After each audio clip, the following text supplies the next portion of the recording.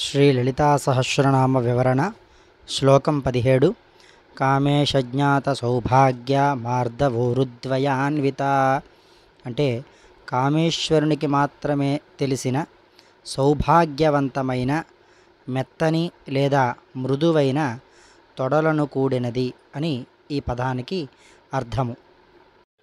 మాణిక్యమకుటాకార జానుద్వయ విరాజిత అంటే మాణిక్య సంబంధమైన కిరీటము వంటి ఆకారముతో ఒక్కు మోకాళ్లతో ప్రకాశించునది తల్లి అని ఈ యొక్క శ్లోకానికి అర్థము.